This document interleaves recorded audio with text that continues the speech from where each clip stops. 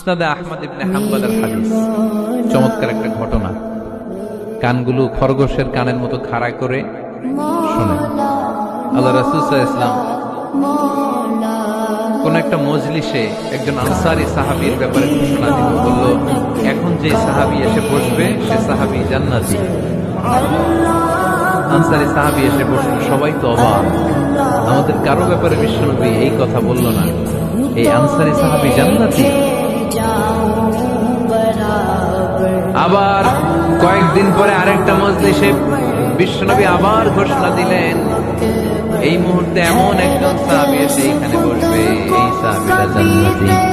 সবাই খেয়াল করে দেখলো, আগের মজলিসে যেই লোকটাকে বিশ্বনবী জান্নাতি বলে ঘোষণা দিয়েছে, আজকে ওই সাহাবী এসে ওই জায়গায় বসেছে।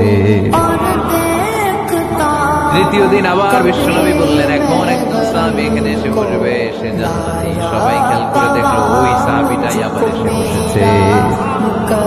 সবাই অবাক, কি আজীব, কি আছে এই সাহাবীর মধ্যে, যে সাহাবীর ব্যাপারে খুব বিশ্বনবী তিনবার ঘোষণা দিলেন যে সে জান্নাতি।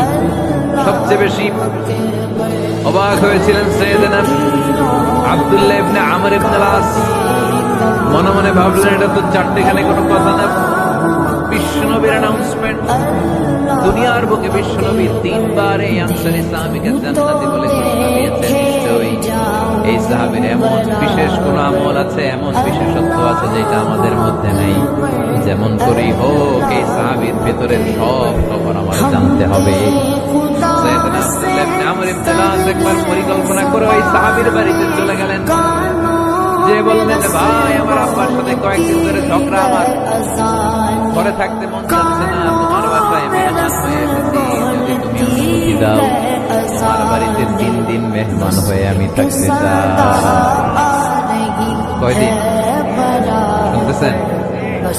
বুঝতেছেন? কষ্ট হচ্ছে না তো?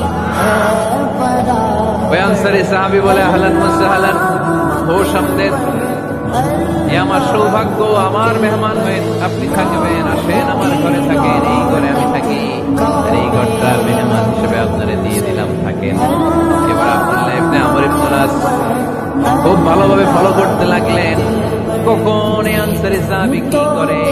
1 দিন, 2 দিন, 3 দিন পর্যন্ত ফলো করার পরে সাইয়েদনা আব্দুল্লাহ ইবনে আমর ইবনে আল-আস এমন কোন বিশেষ আমল এই সাহাবীর মধ্যে খুঁজে পায় নাই। 3 দিন গভীরভাবে পর্যবেক্ষণ, অবজারভেশনের পরে বিশেষ কোন আমল ওনার চোখে পড়ে না। এবার 3 দিন পরে তো চলে যাবার পালা, ঠিক কিনা? এবার তিনি সোজা সাপটা আনসারী সাহাবীর কাছে যে ভিতরের কথা খুলে বলে ফেললেন, বললেন, ও ভাই, আসলে আমার বাবার সাথে এমন বড় কোনো ঝগড়া আমার হয় নাই, যে কারণে বাড়ি থেকে বের হয়ে তোমার মেহমান আমার হওয়া লাগে। আমি বিশেষ এক উদ্দেশ্যে এসেছি। কি উদ্দেশ্য?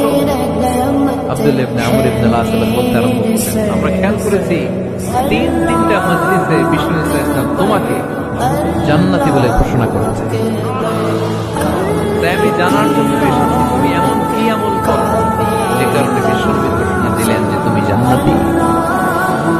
কি এমন বিশেষ আমল আছে তোমার, আমার একটু বলো, আমি ওই আমল করে জান্নাতি হতে চাই। আল্লাহু আকবার। এবার আনসারী সাহাবী মুখ খুললেন, উনি বললেন, ও ভাই আব্দুল্লাহ ইবনে আমর ইবনে আল-আস, এমন কোন বিশেষ আমল আমার নাই। হালাল পন্থায় রুজি করি, ব্যবসা করি, নামাজের সময় নামাজ করি, রাতে এসে ঘুমিয়ে যাই, ফজরের আগ দিয়ে উঠে তাহাজ্জুদ করি, সময় মতো জিকির আজকার করি, কোরআন তেলাওয়াত করি, কিছু দান সদকা করি। সবাই যা করে আমিও তাই করি, স্পেশাল কোনো আমল আমার জীবনে নাই। তবে আব্দুল্লাহ ইবনে আমর ইবনে আল-আস, শুনে রাখো, একটা কাজ আমি প্রতি রাতে করি, হয়তো এই কারণেও বিশ্বনবী আমার ব্যাপারে এমন ঘোষণা দিতে পারে। আব্দুল্লাহ বললেন, ও আনসারী সাহাবী, কি কাজ তুমি করো? আর আনসারী সাহাবী বলতে লাগলেন, প্রতি রাতে যখন আমি আমার বিছানায় ঘুমোতে যাই, আমি কারো ব্যাপারে কোনো রাগ, কোনো হিংসা, কোনো লোভ অন্তর নিয়ে ঘুমাতে যাই না। ওই দিন যার সাথে যা হয়েছে সবাই মাফ করে দিয়ে মিটমাট করে একটা প্রশান্ত অন্তর নিয়ে আমি বিছানায় ঘুমাতে যাই। ওই দিনে কেউ আমার গালি দিছে, কেউ আমার বকা দিছে, কেউ আমার বিরুদ্ধে মিছিল করছে, উল্টা পাল্টা যে যাই করুক না কেন, আমি কিচ্ছু মনে রাখি না। আও বি ইলা ফিরাশি, আমি এমন ভাবে আমার বিছানায় যাই, ওয়ালাইসা ফি কলবি হিকমুন আলা আহাদ, এমন অবস্থায় আমি শুয়ে পড়ি যে আমার হৃদয়ে কারো ব্যাপারে আমার হৃদয়ে কোনো ক্ষোভ নাই, কোনো হিংসা নাই, কোনো অহংকার নাই, সব রাগ ক্ষোভ ভুলে গিয়ে সবাইকে ক্ষমা করে দিয়ে আমি বিছানায় ঘুমাতে যাই। এজন্য বিশ্বনবী এই সাহাবীকে তিনটা মজলিসের ভরা মজলিসের মধ্যে জান্নাতি বলে ঘোষণা করেছে।